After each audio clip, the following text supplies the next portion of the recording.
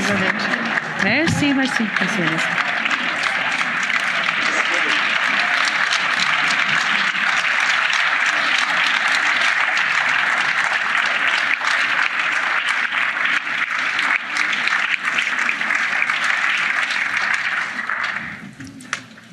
Thank you.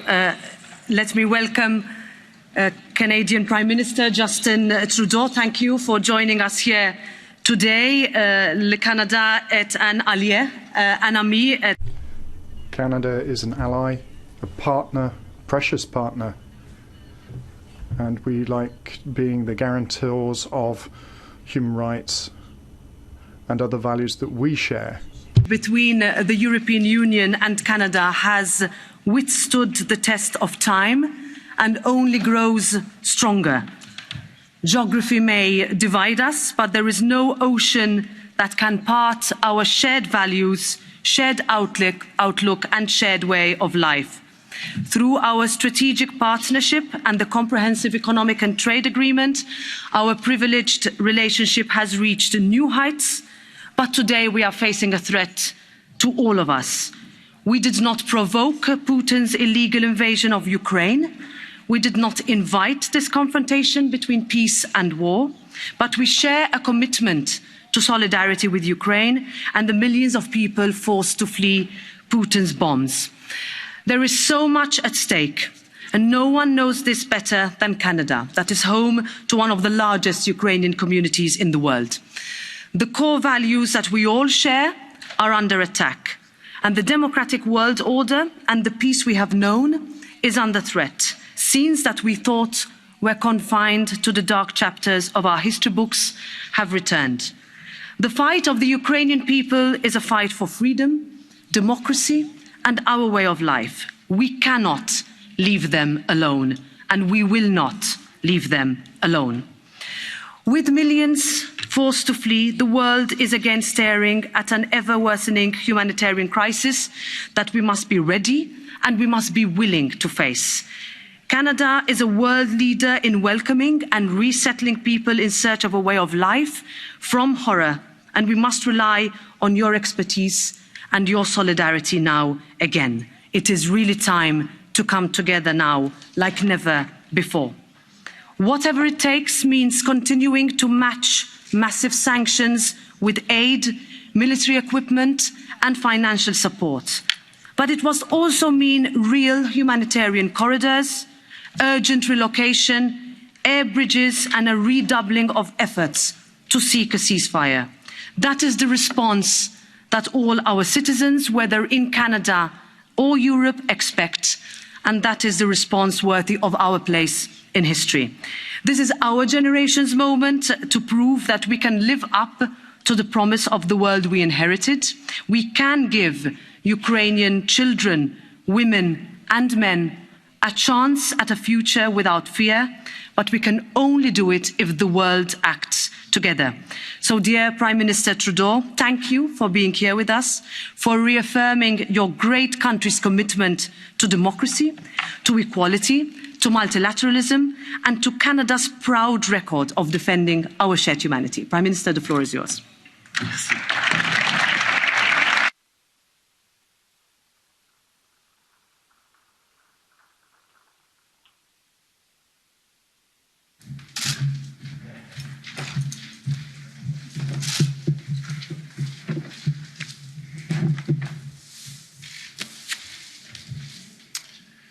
Thank you, President Metsola, Chairman McAllister of the Committee on Foreign Affairs, Président, Guillaume Courtin de la Délégation pour les relations avec le Canada, distinguished parliamentarians, ladies and gentlemen. It is a privilege to be here in Brussels with you all. Before starting, I would initially like to express my condolences following the passing of President Sassoli at the start of this year. This is a massive loss for your Parliament and for Europe. I would also like to take a moment to express my condolences to the families of the victims of the tragedy in Le Louvière and all those whose lives have been turned upside down on that day. Our thoughts are with Belgium at these difficult times. I first addressed the EU Parliament in Strasbourg in 2017. It was the first time a Canadian Prime Minister addressed your Parliament. Back then, this Parliament saw me as someone new on the world stage. We got to work, tackling progressive issues, building the things that we thought mattered. We could see that something was lurking off on the horizon, something shadowy, something that was threatening. We didn't look close enough. When I spoke to this Parliament 5 years ago, I spoke about making multilateralism work for the middle class and those working hard to join it, so that economic frustrations don't become fertile ground for populism, nativism, protectionism, and the polarization towards more extreme political views. Well, today, we are staring these forces in the face as they threaten the peace, justice, truth, democracy, and stability of our world. And we have a choice about what we do next. Since 2017, the world has changed a lot. A global pandemic has taken the lives of over 6 million people and disrupted the lives of everyone else. A global recession saw millions lose their jobs, with many economies still struggling to bounce back.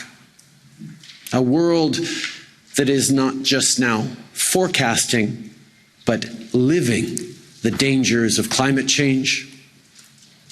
A growing distrust of governments and facts. A weakening of democratic institutions. We saw one of our staunchest guarantors of the rules-based order choosing for 4 years to step away from NATO, away from multilateralism. And now, Putin's criminal invasion of a sovereign, independent, democratic Ukraine. People have a real and deep sense of uncertainty about what the future holds. These are anxious times, and people are looking for leadership and solutions. Unfortunately, we're seeing a rise in cynical populists who are trying to exploit these anxieties. They pretend to have easy solutions that play on people's fears. Even in Canada, where 90% of people are vaccinated, and our motto as a country is peace, order, and good government, we saw anti-vaccine and anti-government protests devolve into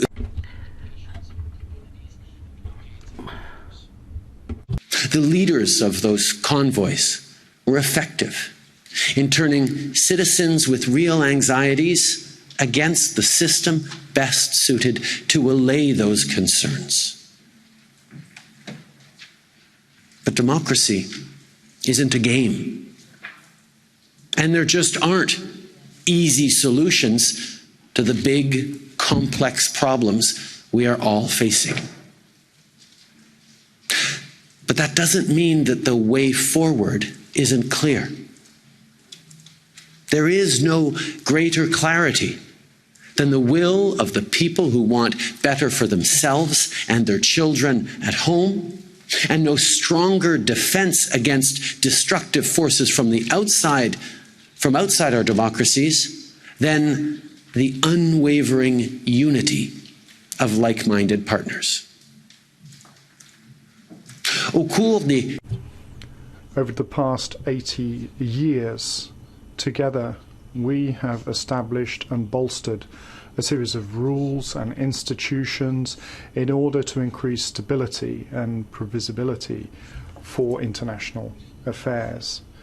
And we did this to protect people, to provide for them the best prospects for peace, to defend their dignity and their inalienable rights, and in order to make sure that they be free to choose their own future. Today, these rules and institutions are being threatened publicly. Vladimir Putin has violated the most fundamental principles of international law, and he is now killing innocent civilians by bombing hospitals and residential buildings. This flagrant contempt for laws and for human life constitutes a huge threat for Europe, but also for the world. Canada, the EU, and all of our partners and allies are facing a defining moment. We cannot fail. We must meet this moment. So I speak to you today no longer as someone quite so new. In fact, I may now be one of the longer serving progressive leaders around. And I'm certainly not going to pretend to have all the answers. But what I do know is that there is work that lies before us as thoughtful leaders, as people focused on the short and long-term well-being of all our citizens, as people committed to democracy and the values that underpin them. And that work is more important than ever. Putin thought democracy was weak. He saw our disagreements and debates as weakness. But what he has never understood is that the rigors of debate, that forceful civic engagement, is what makes us strong. And that democracy, at its best, will always be stronger than authoritarianism. But if we're going to be honest, and we need to be honest in this place, we haven't always been at our best these past years. Putin thought we were divided. He thought he could weaken the EU and NATO. He miscalculated, and he is seeing it backfire. NATO and the EU are now more resolved and united than ever, because all of us in this room who are committed to democracy know in our bones that democracy didn't happen by accident, and it will not continue without deliberate, mindful effort.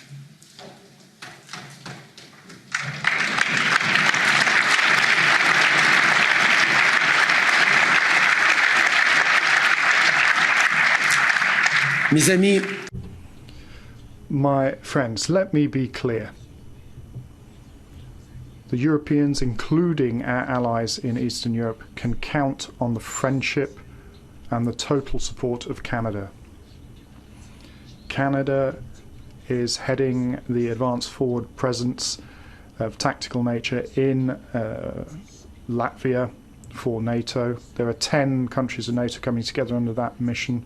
For 5 years now, hundreds of Canadian soldiers have been deployed thousands of miles away from their homes to be placed just a couple of 100 kilometers from the Russian border. They are deployed in Latvia because what is important for the security of Europe is also important for the security of Canada. Recently, we announced that we would be doubling our deployment to NATO in the years to come. And these soldiers are not just defending Latvia and Eastern Europe, they are defending our freedom, our security, and all of our democracies. We cannot let Ukraine down.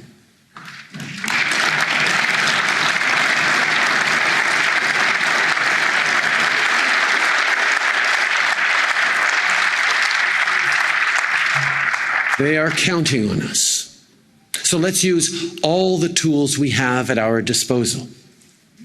President Zelensky and I have been talking often about the strong ties between our countries. Canada, as mentioned, is home to the second largest Ukrainian community in the world after Russia. So we must all collectively step up to provide humanitarian aid to support families affected by this war, and already start thinking about investing to rebuild Ukraine afterwards. We must all continue to send military equipment and lethal aid to help Ukrainians in their heroic defense, not just of their lands, but of all of the principles that defend ours. And we must continue to impose unprecedented sanctions on Putin and his enablers in Russia and Belarus, increasing the pressure as much as we can. We must ensure that the decision to invade a sovereign, independent country is understood to be a strategic failure that carries with it ruinous costs for Putin and Russia.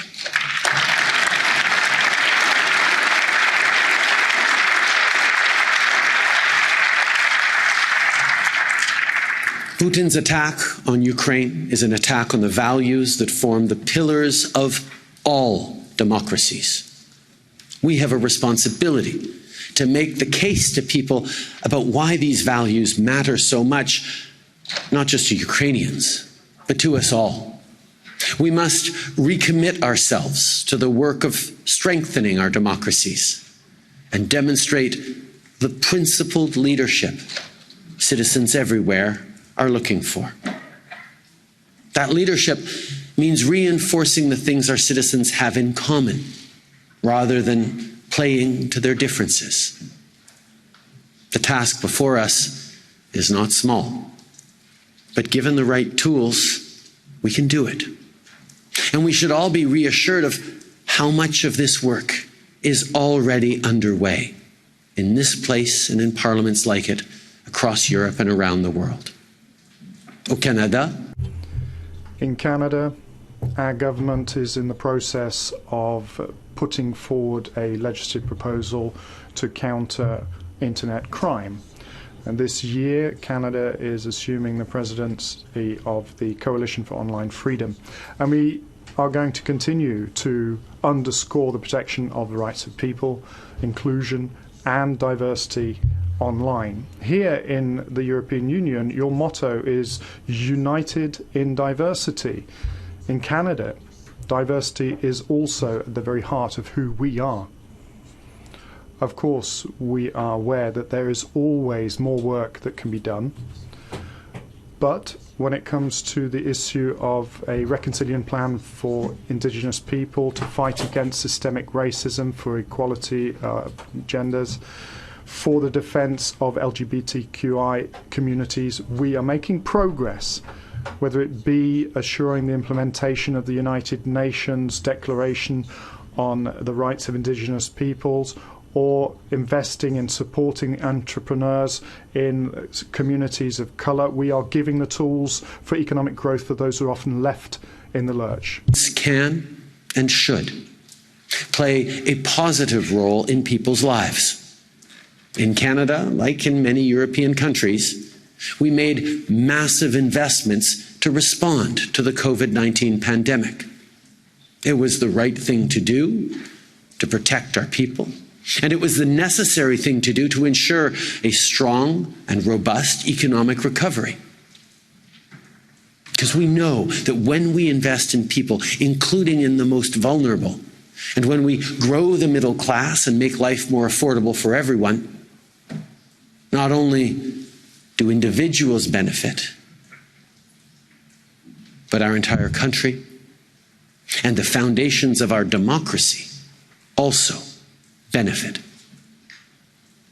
Que ce soit les whether there be immediate consequences of lack of food security, inflation, high prices for fuel, or the longer consequences of climate change or the pandemic. Democracies have to be at their best to be able to hold those difficult, necessary conversations with their citizens to find the right solutions. And when it comes to the fight against climate change, collaboration between Canada and the European Union will continue to be essential. Our work will continue to accelerate our transition towards green energy, renewable energy, respecting our commitments from COP26, securing our chains of supply, including for critical raw materials and minerals. We have to continue to work together to build a cleaner future and a more resilient economy. European countries also share the goals of reducing poverty and inequality while growing the middle class. We share aspirations for a better, safer, and cleaner future. Progressive trade agreements like CETA are helping our economies grow and creating good jobs while protecting high standards for workers, consumers, and the environment. Our ability to pull together despite differences and deliver for people really mattered, and I thank you all for that. With the longest coastline in the world, Canada's shores reach out into the Atlantic, Pacific, and Arctic oceans, and our connections with the whole of the Americas is strong. We're one of the most globally connected partners at the UN, with memberships in NATO, the G7, the G20, the Arctic Council, APEC, the OAS, the Commonwealth, and La Francophonie. We all have a lot of work to do, and collaboration will be key to success towards building a better future for our kids and our grandkids.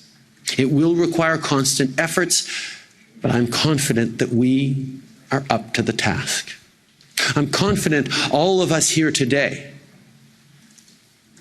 I'm confident in the resilience of our institutions, and mostly I'm confident in our citizens. And I can say that because of what I've witnessed over the past 4 weeks. The resolve of our united response to this unacceptable invasion has been stronger than anything Putin expected. And not just from governments, but from citizens in all our countries. It's that spirit and resolve that we must take forward with us. The European Union has mobilized to defend democracy. And as always, you can count on the friendship and full support of Canada every step of the way. Together, we have to support democracies around the world, including those who are most fragile, and fight against authoritarianism, thanks to providing more investment and providing more committed leadership as well. We have to provide support for courageous people like President Zelensky and those Ukrainians who are fighting for their rights. And we have to continue our work, each and every one of us, in order to improve our democracies in our own countries. 5 years ago, we saw the storm clouds on the horizon. But today, we are clear-eyed. Let us continue to fight lies with truth, fear with facts, division with unity. As long as we don't take our democracy for granted, as long as we keep working every day to make it better, as long as our partnerships are strong, we can be confident in the future. In the words of Volodymyr Zelensky, light will win over darkness. Merci beaucoup, mes amis.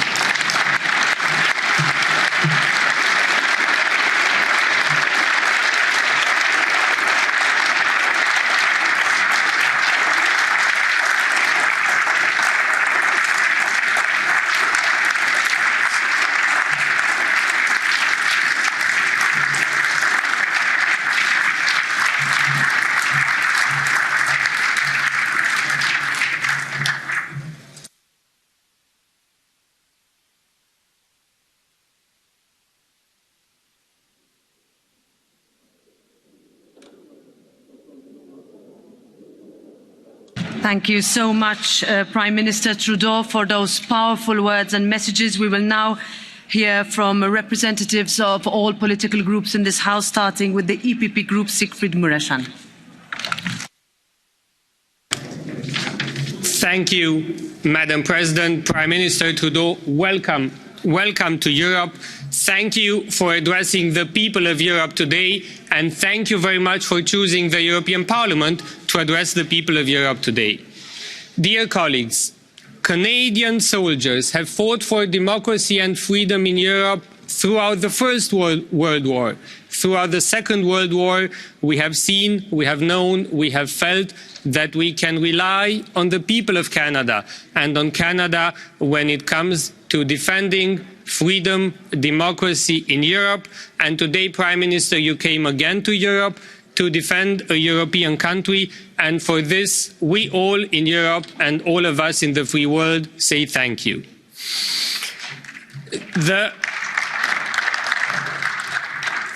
The partnership between Canada and the European Union is a long one, is a strong one. It is based on democracy. It is based on the rule of law. It is based on equality. It is based on freedom of the speech. And now is the time for all free nations to stand up in the name of these values, to be united and defend Ukraine, because defending Ukraine means defending Europe and it means defending the free world.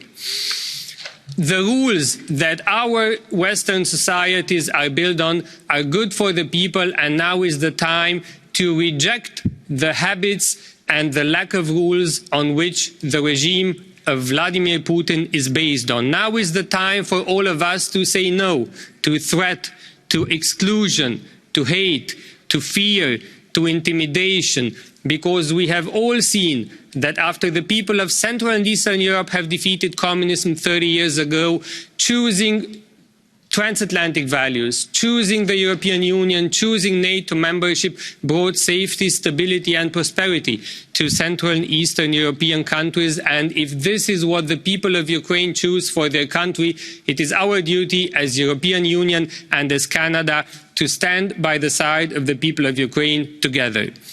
This is the first and most important thing that we have to do to answer the call of the people of Ukraine. The second thing is to be united. And I believe this is what citizens in Europe and in Canada expect of us, because we have seen people in Helsinki, in Tallinn, in Prague, in Berlin, in Paris, in Warsaw, going to the street in defending Ukraine, exactly as people of Canada have went to the street to Montreal, to Hamilton, to Edmonton, to Toronto and to Canada in the past weeks. We have to be united. This is what the people expect of us, and we have shown unity already in the last weeks by acting together when it came to sanctions. But I believe, dear colleagues, I believe, Prime Minister, as you have also said, we have to do more when it comes to sanctions. Maximum support to Ukraine, but also maximum possible cost for the Russian Federation. We have to enlarge the list of Russian politicians, of Russian business people and oligarchs, enlarge the list of Russian business people and oligarchs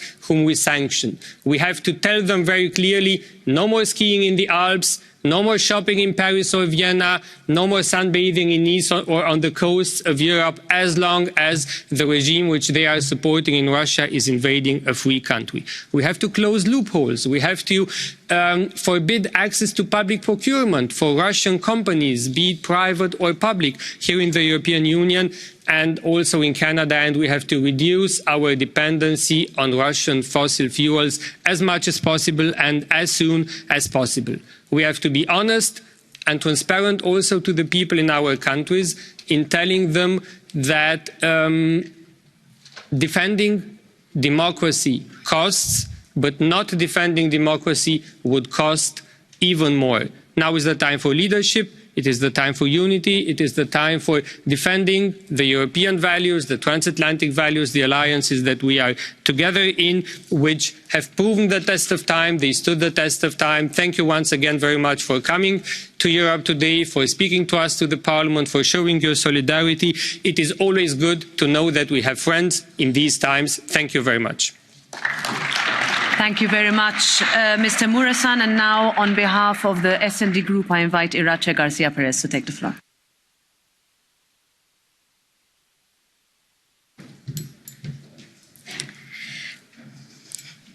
Gracias. Thank you. Thank you. Thank you, President of the European Parliament, and Prime Minister Trudeau. Welcome to the European Parliament.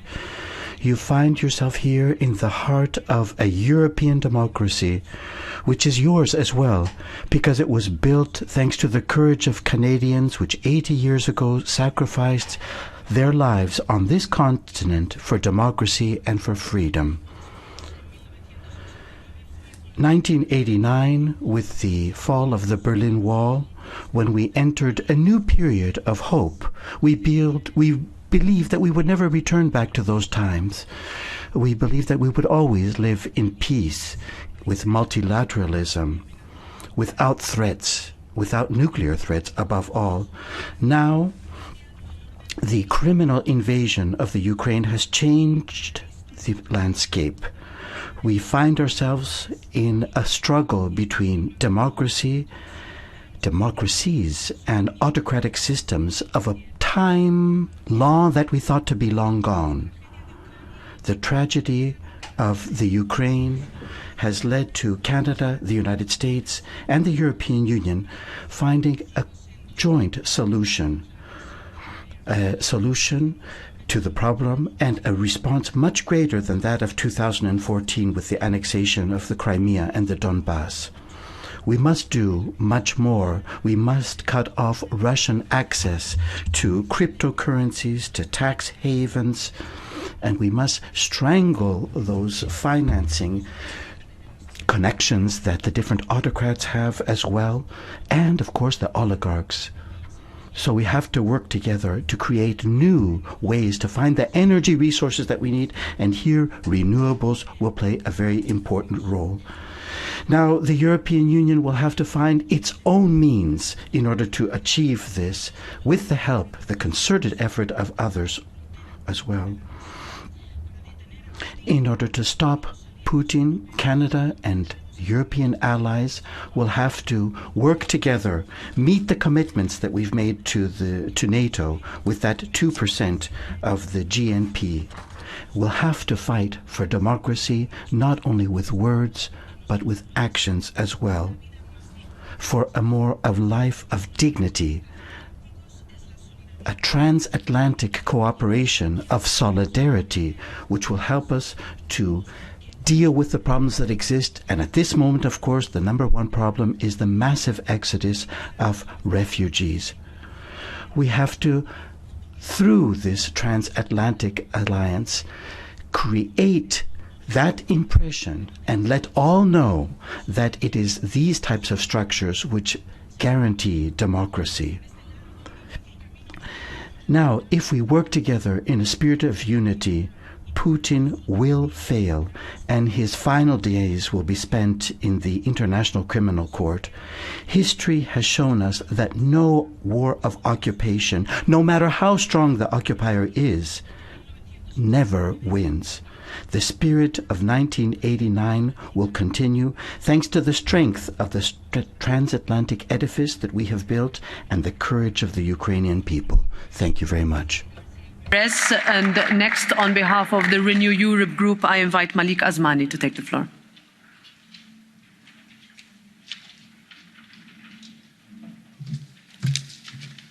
Thank you, President Metsola, dear Prime Minister Trudeau. Welcome to the European Parliament and welcome to the House of European Democracy. As a member of our Liberal family, Renew Europe is particularly honoured to have you here in our midst. The West is not a geographical place. It's a set of values and institutions. It entails freedom, democracy and the rule of law. We share this, Prime Minister. Your great nation and our union we hold so dear.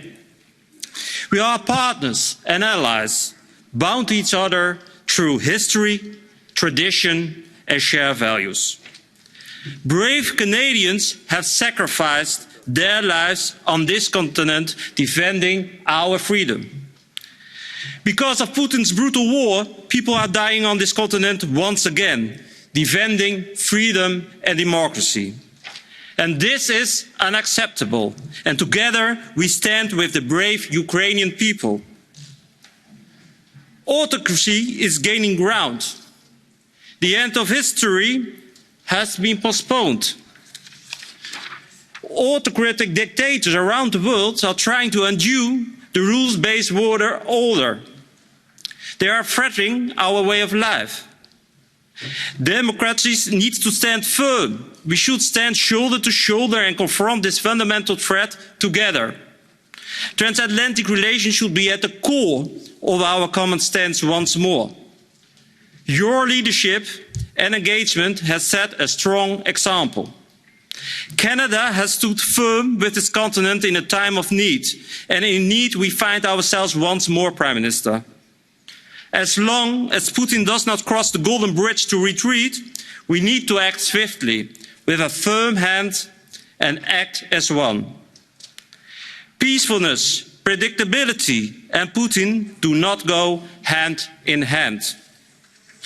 We see the world with new eyes now, and complacency is a luxury we can no longer afford. Whether in the Arctic or in the Baltics, our alliance must hold. We must work together to further isolate Putin's economy. We need to help each other gaining energy independence so we can stop financing Putin's war. And we need to remain strongly committed to our defensive NATO alliance. This also means living up to the 2% spending norm. This is a sensitive topic amongst many members of our alliance, but I think we need to be clear. Freedom does not come cheap. And yes, this European Union will need to step up its effort to build a strong military pillar within the NATO. The EU and NATO are not two separate security providers. We are both united and complementary. Let me finish, dear Prime Minister, by echoing statements made by your government. We will not stand idly by while a nation seeks to erode the international norms that have kept us safe since the end of World War II. Dear Prime Minister, we share a long common history. We are partners, allies and friends. Once again, we face a common threat. Once again, we shall stand together as one. Once again, in unity, we shall overcome. Thank you so much. Thank you very much, Mr. Asmani. I invite now, on behalf of the Green Group, Ernest Urtasun to take the floor.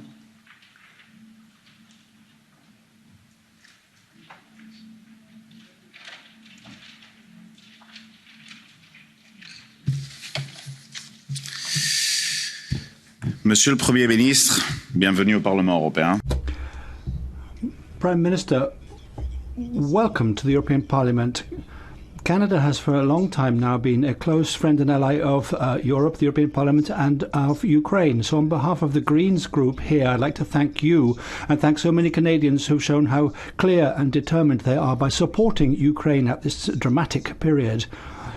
Of course, it's not just a war between two countries, but a brutal attack that is against international law, which is based on democracy and not the strength of weaponry. Right? As we speak, Putin is committing war crimes in Ukraine, bombing children's homes, hospitals, and we have to support the reaction and response in unity as we always have.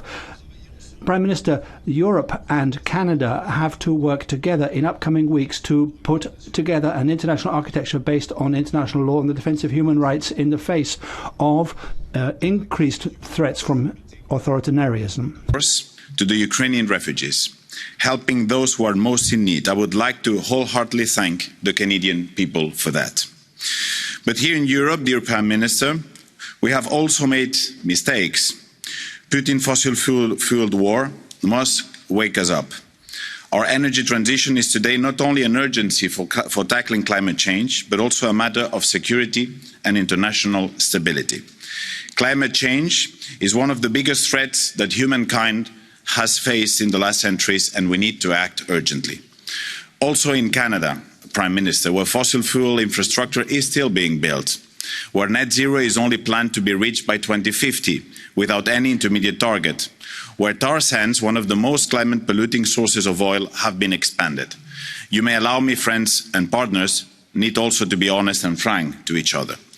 Our collective addiction to fossil fuel is a security risk now.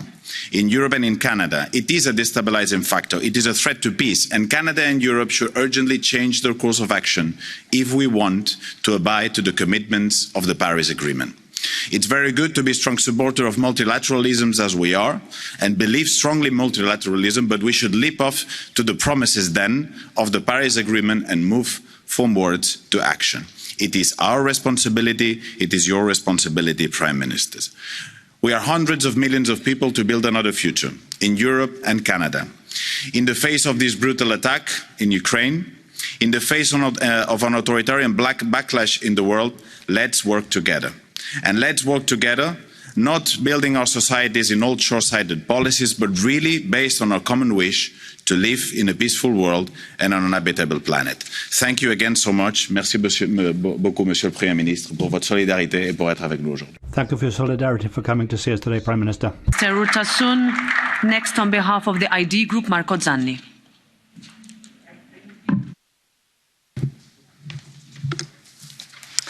Grazie. Thank you. Thank you very much, President, and welcome, Prime Minister Trudeau. Welcome to the European Parliament. It's a wonderful opportunity for this Parliament to debate about very important issues. The need of the West to provide a coordinated and efficient response to the Russian aggression in the Ukraine. This unity, this movement in concert, and with your inspiration, of course, are very, very necessary at this point in time. So your presence is extremely important here. A couple of years ago, there was that need in the course of crisis here to work together on a transatlantic basis. An emergency not like that which exists today, but it was a different type of emergency at that time, and it requires much greater, if you like, cooperation at this point in time between Canada and the European Union in order to deal with the situation. The NATO as a structure, as a force for peace, this is something that we have to look at very closely in order to make sure that we have that joint security umbrella, that structure necessary to protect Europe. Zelensky, in his presentation to the Italian Parliament, spoke about the need for protection, and implicitly he called for new modalities to be deployed by the alliance in order to protect the Ukraine. So at this point, the moment has come. How will we respond? In which particular fashion will we deal with this geopolitical crisis that exists before us, which unfortunately has developed into something much unexpected? The UN resolution with the condemnation of the Russian invasion in itself is wonderful, but not enough. Perhaps numerous further steps have to be taken. So it's very important to take into consideration what the conditions are today, as well as the resources which this country holds, and this necessity that we have at this particular point in time from these resources. So undoubtedly these issues will be at the epicenter of your debate and your discussions in the days to come. Major choices have to be made in a total quantum leap and shift altogether of policies. A new future exists before us with new models, a new multipolar approach, perhaps necessary. Maybe the West, the Occident, will not be at the center of these new structures, of this new type of society that will develop in the future. We have to look at the numerous different solutions and possibilities that exist out there and take into consideration the protection of our values, of our identities, looking at the social, cultural, political, and economic factors as well, which affect the West. And we are proud of the developmental model upon which our welfare has been built. And our values are values which cannot be disputed in any way, shape, or form, and cannot be sacrificed in this new reality that will develop into the future. So I do feel that your choices, undoubtedly, in these very dramatic moments, will take into consideration the protection of these values. We need Western leadership which is robust and strong and which will carry forward our continent and its position in the world into the future. Thank you. Group to Raffaele Fitto.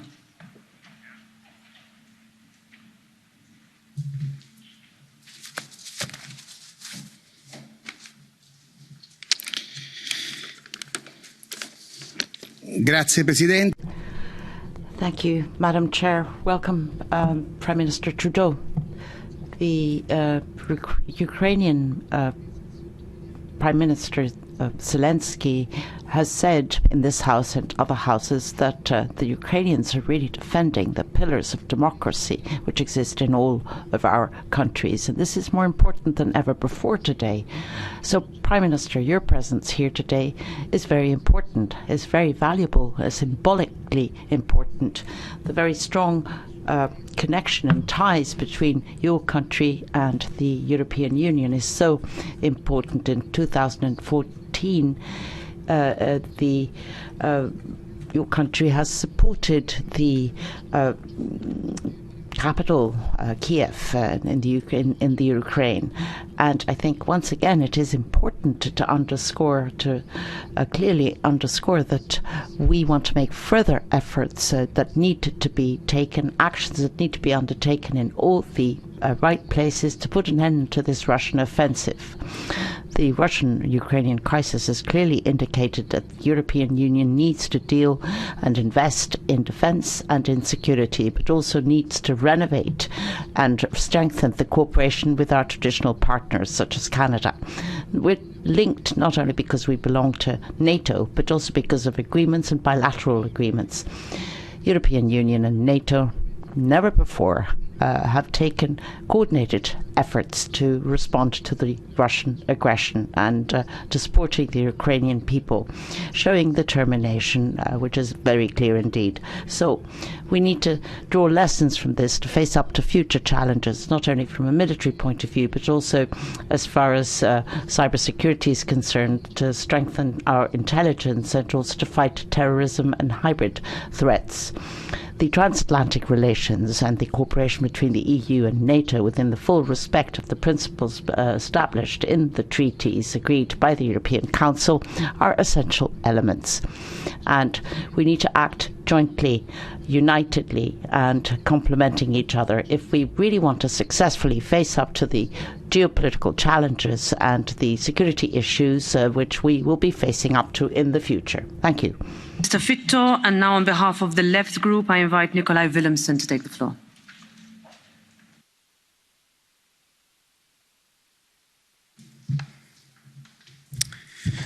Dear Prime Minister Trudeau, welcome back to Brussels. It is dark times, as you rightly said. In my housing block, we have now new neighbors. I met them the other day when I was at the playground with my oldest daughter. Here we met Misha and Roma, two small boys from Ukraine at the age of 8 and 4. Together with their mother, they have fled Putin's invasion. Like millions more, they need shelter, they need shoes, and they need food. We need to stand together in solidarity to help the refugees. That is why I am happy to hear that Canada will take an unlimited number of refugees. Taking care of refugees cannot be a question about numbers. It is about human lives, and human rights. I hope EU and Canada can unite on this, and I hope our unity will go further. We need to strengthen the sanctions. We need to cancel the Ukrainian foreign debt. We need to support Ukraine. Dear colleagues, we need to do our utmost to support Ukraine. It is clear that Putin is exploiting EU's dependency on Russian gas, oil, and nuclear power. Our best weapon against Putin is a green transition and energy independence. It is not only about security, it is of course also about tackling the climate crisis before it is too late. Mr. Prime Minister, listening to the news, it is clear that there is an urgent need for humanitarian corridors in Mariupol and the besieged cities in Ukraine. Moreover, there is a need to make sure that Putin and other war criminals do not repeat the horrors that we see in Ukraine. We need to strengthen the international order under the UN. We need to make sure that all countries have freedom and self-determination. Mr. Prime Minister, we need peace, not war. Thank you. Thank you, Mr. Willumsen. And now the last colleague to take the floor is Mislav Kolakušić.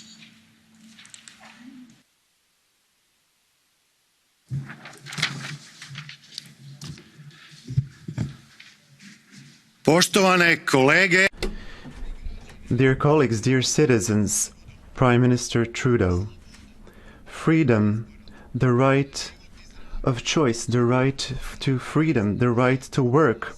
For many of us, these are basic, fundamental human rights that millions of people across Europe and across the world have given their lives. In order to defend our rights and the rights of our children, rights that we have fought for centuries, many of us, including me, myself personally, are ready and willing to risk our own freedom and to lay down our own lives. Unfortunately, today among us, there are also those who want to trample those basic rights. Canada, once a symbol of the modern world, is under your quasi-liberal leadership, and over the past few months it has become a symbol of violating basic human rights and civic freedoms.